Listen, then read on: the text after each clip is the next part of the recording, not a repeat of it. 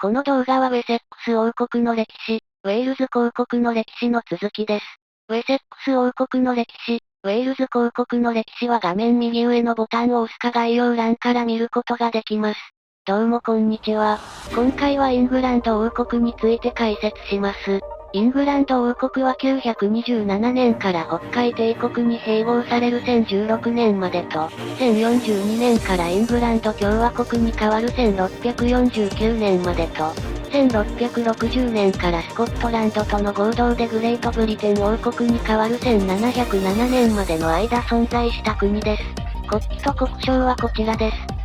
面積は1542年の時点で15万1000平方キロメートルで、ネパールと同じくらいの面積である。人口は1707年の時点で575万人であり、兵庫県と同じくらいの人口である。公用語は古英語、アングロノルマン語、フランス語、中英語、英語である。首都はウィンチェスターとロンドンである。927年、7つの王国に分かれていたイングランドをついにウェセックス王国が統一した。そしてウェセックス王であるエドワード長兄王の息子であったアゼルスタンが、一番最初のイングランド王に即位する。しかしこの頃デンマークのバイキングであるデイン人が、イングランド王国への侵入を活発に行っていた。1016年にはイングランド王のエドマンド2世がデンマークのクヌートと戦うが、イングランド王国はデンマークに敗北する。その結果、イングランド王国の領土はウェセックスだけになってしまい、それ以外の部分はクヌートが手に入れた。また、1016年にイングランド王のエドマンド2世が死亡したため、イングランドはクヌートが率いる北海帝国に併合されたのだった。北海帝国の歴史についての解説は画面右上のボタンを押すか、概要欄から見ることができます。1042年、クヌートの息子であるハーデクヌーズが死亡したことにより、イングランド王国は北海帝国から独立する。イングランド王にはイングランド原住民であるサクソン系のエドワード残下王が即位した。北海帝国から独立することに成功したイングランド王国だったが、今度は隣国のノルマンディー公国がイングランド王国に干渉するようになる。そんな中、イングランド王のエドワード残下王が死亡し、ハロルド2世がイングランドの新たな王に即位する。すると、隣国のノルマンディー公の業務と、ノルウェー王のハーラル3世がハロルド2世に対して異議を申し立てたのだ。ノルウェーはイングランド王国に侵入し、戦いが始まるが、ハロルド2世はノルウェー軍に勝利した。しかし、その後ノルマンディー公軍もやってきて、ハロルド2世はノルマンディー公軍に殺害され、イングランド王国は敗北した。その結果、ノルマンディー公のギヨーム2世は自らをウィリアム1世と名乗り、イングランド王に即位した。これによってイングランド原住民のアングロサクソンの王朝は終焉を迎え、新たにノルマン朝が始まったのだ。このギヨームによる一連のイングランド征服劇を、ノルマンコンクエストと呼ぶ。時は流れて1135年、ノルマン朝のヘンリー1世は娘のマテルダを次のイングランド王に指名する。しかし、ヘンリー1世の甥であるスティーブンは、自分が王になりたいと考えていた。そこでスティーブンは自分の弟とロンドン市民を味方につけ、カンタベリー大司教を説得した。その結果、大司教はスティーブンを王に推薦し、スティーブンはイングランドの王に即位した。しかし王になれなかったマテルダと王に即位したスティーブンとの間で、無政府時代と呼ばれる長い内戦が始まったのだ。内戦の結果、スティーブンが死亡したら、マテルダの息子であるアンリをイングランドの王にするということで和解した。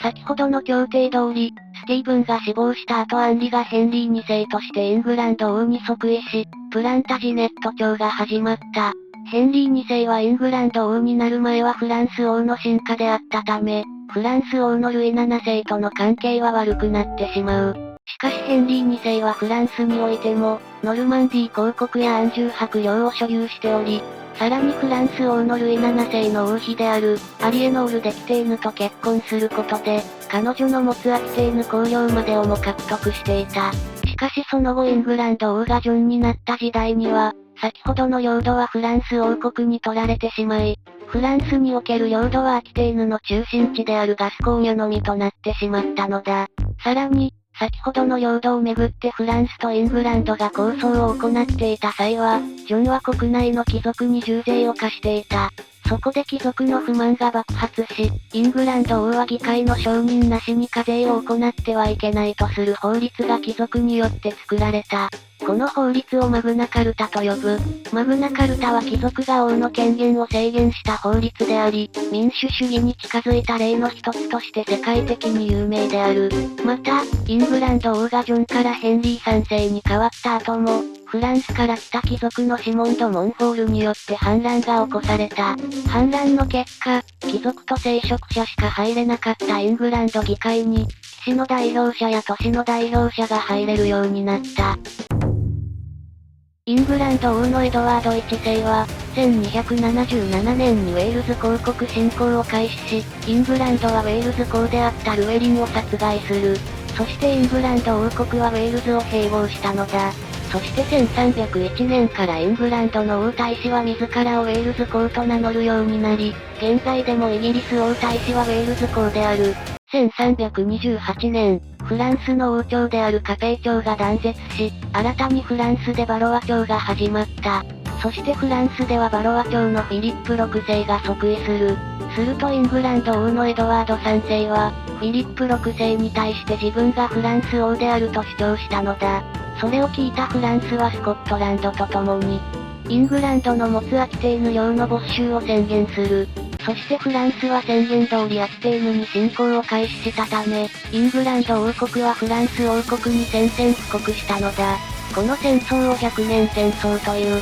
戦争開始から10年後の1346年、イングランド軍はノルマンディーに上陸する。そこからイングランドのエドワード黒大使の活躍によって、クレシーの戦いでフランスに大勝する。1356年にはポワティエの戦いでイングランドがフランスに勝利。1360年には両国の和議が成立し、イングランド王はフランス王になることを諦める代わりに、イングランド王国はガスコーニュ、アッテーヌ、カレー、ポワプー、ギーヌなどの領土をフランス王国から獲得した。しかしフランスはまだ戦争を諦めておらず、フランス王シャルル5世の巻き返しやペストの流行などで、イングランド王国はカレー、ボルドー、バイヨンヌ以外のフランス領土を失う。1375年にはイングランド王国とフランス王国の戦争は一旦終結する。1377年にイングランド王にリチャード2世が即位するが、クーデターを起こしたいとこのヘンリー・ボリングブルックに敗れ、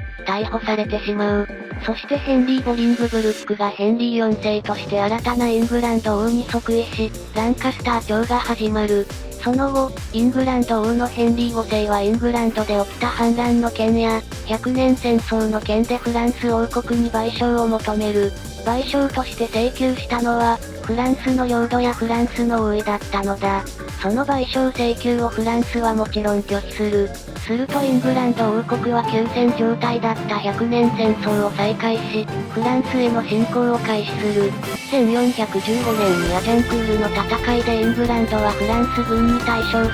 フランス軍は壊滅的なダメージを受ける。1420年にはイングランド王のヘンリー5世と、フランス王シャルル6世の娘であるキャサリンが結婚する。その後結ばれたトロワ条約で、ついにイングランド王のヘンリー5世が次のフランス王になることが決定する。しかし2年後にヘンリー5世は死亡し、さらにフランス王のシャルル6世も死亡してしまう。なので新しくイングランド王に即位したヘンリー6世が、フランス王にも即位することとなった。イングランド王がついにフランス王に即位したのだ。しかしまだ戦争は終わっていなかった。1428年にイングランド軍はフランスのオルレアンを包囲する。しかしオルレアンを落とせばフランス南部へ一気に侵攻できる局面だったが、ジャンヌ・ダルクによる反撃によってイングランド軍は敗北する。1449年にはフランス軍にルーアンを奪われる。1450年にはフォルミニーの戦いでイングランド軍はフランス軍に敗北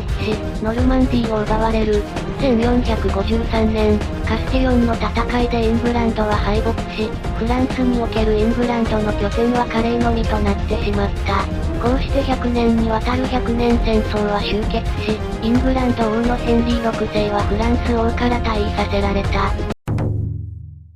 100年戦争敗北後、イングランドはヘンリー6世を支持するランカスター派と、ヨーク公リチャードを支持するヨーク派に分かれていた。この対立はランカスター朝とプランタジネット朝のどちらがイングランドの王朝にふさわしいかを争う対立だったのだ。そしてこの対立によってセントオールバーンズの戦いが始まり、バラ戦争が始まったのだ。1459年のブロアヒースの戦いでは、ヨーク公リチャードが勝利する。しかし1460年のウェイクフィールドの戦いで、ヨーク公リチャードは戦死してしまう。その後、ヨーク公リチャードの嫡男エドワードは、第二次セントオールバンズの戦いで勝利する。そして彼はエドワード4世として新たなイングランド王に即位し、ヨーク朝が始まったのだ。しかし1470年にエドワード4世は側近のゴリック伯リチャード・ネビルと対立し、イングランド王から追放される。そしてイングランド王にはランカスター朝のヘンリー6世が復位した。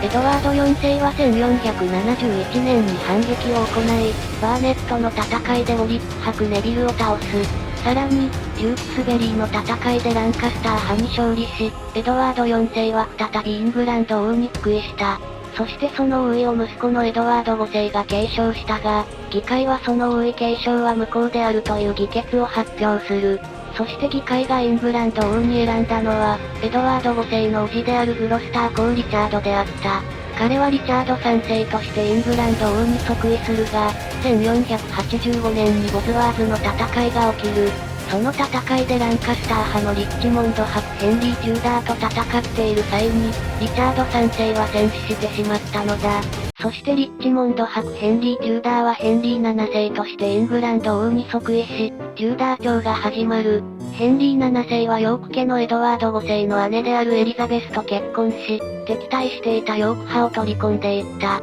しかしアンパート・シムネルという人物が自らをイングランド王エドワード6世と名乗り、ヨーク派はシムネルの味方となった。しかしシムネルはストークフィールドの戦いで敗れて捕らえられたのだった。こうしてバラ戦争はついに終結したのだった。ヘンリー7世はバラ戦争で疲弊した諸侯を抑圧して、絶対王政を推進する。さらに海外進出も積極的に行っていった。1541年、アイルランド議会はイングランド王をアイルランド王として認めることを決定する。それ以降アイルランドに対するイングランドの入植や支配は強化されていくこととなった。さらにテューダー朝時代にはキリスト教のイングランド国教会が誕生する。イングランド国教会が成立した理由は、国王ヘンリー8世が離婚したかったからである。ヘンリー8世はアラゴン王のフェルナンド2世と、カスティーリャ女王のイザベル1世の娘である、キャサリンと結婚していた。しかしヘンリー8世は男の子の子供が欲しかったのだが、キャサリンは女の子1人しか産まなかった。なのでキャサリンではなく、アン・ブーリンと結婚したいと考えたのだ。しかしキリスト教カトリック教会において離婚は認められない。なのでヘンリー8世はローマ教皇に結婚自体が無効であったことを認めてもらおうとする。しかしキャサリンの甥であるカール5世が離婚して欲しくなかったため、ローマ教皇クレメンス7世を圧迫する。その結果、ローマ教皇は結婚は有効であるとした。それに怒ったヘンリー8世は、イングランドの教会においてはローマ教皇ではなく、イングランド王が首位権を持つという法律を作った。これによってイングランド国教会が成立したのだ。ヘンリー8世はイングランド王国がカトリックではなくなったため、離婚することに成功した。ただ、ヘンリー8世は離婚がしたかっただけなので、イングランド国教会の様式はカトリックとほぼ同じであった。その後、イングランド王にヘンリー8世の息子であるエドワード6世が即位すると、キリスト教プロテスタント系のカルバン主義の様式をイングランド国教会にも取り入れた。しかしエドワード6世の次にイングランド王に即位したキャサリンの娘であるメアリー1世は、イングランドに再びカトリックを戻そうと企てた。そしてその企てに反対する人はことごとく処刑されたため、彼女はブラッディ・メアリーと呼ばれた。しかしその後イングランド王に即位したエリザベス1世が、イングランド国教会の優位を確立したのだった。イングランド国教会は現在でもイギリスを代表する宗教である。イングランド王にエリザベス1世が即位することにより、エリザベス朝と呼ばれる時代が始まる。当時ハプスブルク朝のスペインは世界中に植民地を持っている強国だった。エリザベス1世はそんなスペインに挑むことを決める。そんな中、ヨーロッパでスペインから独立しようと考えたネーデルラント北部7州による80年戦争が勃発する。エリザベスはネーデルラントを支援し、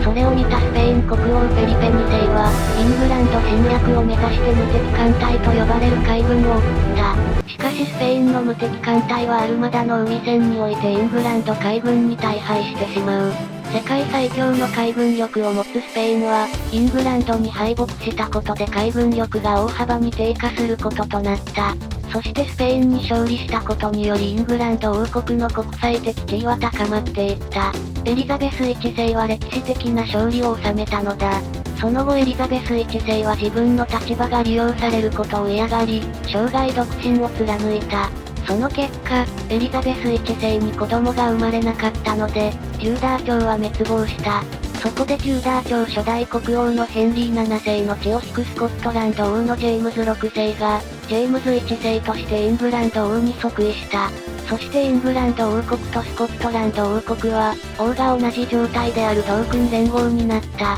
ジェームスはスコットランドにおいてキリスト教プロテスタント系の長老派教会への対応に手を焼いていた。イングランド国王になってからはジェームスはイングランド国教会の制度を気に入った。そしてイングランドの宗教をイングランド国教会に統一しようと考え、カトリック教徒やピューリタンを弾圧した。イングランド及びスコットランドの国王が、ジェームスの息子であるチャールズ1世に代わると、チャールズ1世はスコットランドにも国教会を作ろうと試みる。しかしこれはスコットランドの長老派の大反発を受け、長老派の大反乱が発生してしまう。なのでチャールズ1世は反乱を鎮圧するための戦費を集めるべく、大増税を行う。しかしこの大増税は議会の承認を得ずに行ったため、イングランド王国でチャールズ1世に対する大反発が起きてしまう。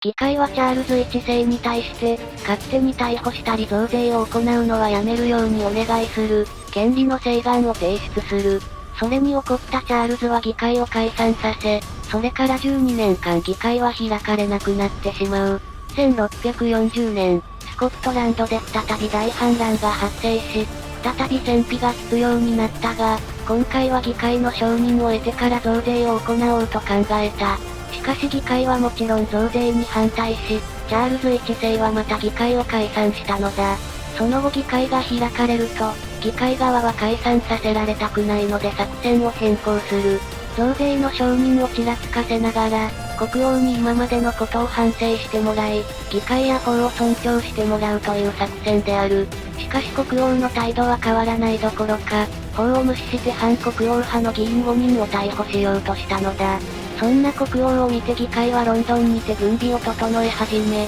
国王もヨークにて軍備を整え始めた。そしてついにチャールズ1世対議会の内戦が始まる。この内戦をピューリタン革命と呼ぶ。最初は王党派が優勢だったが、議会派はスコットランドの反乱勢力と協力し、さらにオリバー・クロムウェルが率いる鉄隊の登場で王党派は劣勢になる。その結果チャールズ1世は降伏する。一旦は脱出し、再び戦おうとするが、1648年に再び捕らえられた。その1年後にチャールズ1世は処刑されたのだった。そしてイングランド王国は国王がいなくなったため、イングランド共和国になるのだった。イングランド共和国の歴史についての解説は、画面右上のボタンを押すか、概要欄から見ることができます。1660年、イングランド共和国で独裁を行っていたオリバー・クロムウェルが死亡したため、処刑されたチャールズ1世の息子であるチャールズ2世がイングランドの王に即位することで、イングランドは王政復古した。先ほどまでの流れで王よりも議会の権限が強くなったことがわかる。しかし国王は法を無視して勝手にピューリタンを逮捕してしまう。なので議会は人身保護法を制定し、法を無視して勝手に逮捕することを禁じた。さらに議会はカトリック教徒は公職についてはいけないとする審査法を制定し、妻がカトリック教徒であったチャールズ2世を牽制する。そして次に王位継承問題に入る。チャールズ2世には子供がおらず、次の王候補はチャールズ2世の弟である養父公ジェームズしかいなかった。しかしジェームズはカトリック教徒であったため、イングランド国教会を国教としてたイングランドではジェームズの即位に賛否が分かれる。現在のイギリス与党である保守党の前身であるトーリー党は、ジェームズの即位に妥協する主張をした。それに対しホイッグ党はジェームズの即位に反対した。この論争の結果、トーリー党の主張が勝利し、ジェームズはジェームズ2世として王に即位した。トーリー党がジェームズの即位に妥協した理由は、ジェームズにも子供がいなかったため、カトリックの王はジェームズで終了すると思っていたからだ。しかしその後ジェームズに息子が生まれてしまう。そこでカトリックの王が続いてはいけないと思ったトーリー党とホイッグ党は団結し、ジェームズの排除に動き出す。ジェームズの娘のメアリーと、その夫の裏にエコー・ウィレムはカトリック教徒でなかったため、議会はウィレムを招いてジェームズに対する対抗姿勢を示す。するとジェームズ2世はあっさりと亡命し、内戦なくして王を追放することに成功したのだ。これを名誉革命という。そして議会はメアリーとウィレムの両方を国王に任命する。両国王は王よりも議会の方が権限が強いと定めた、権利の焦点に署名した。1707年、合同法が定められて、イングランド王国とスコットランド王国は、グレートブリテン王国として一つの国になった。以上でイングランド王国の歴史解説は終わりです。王と民主主義の両立に挑み続けてきたイングランドは、グレートブリテン王国として世界一の大国を目指します。この動画の続きであるグレートブリテン王国の歴史は、画面をタップする、画面右上のボタンを押す、概要欄から見るなどの方法で見ることができます。ご視聴ありがとうございました。グッバイ。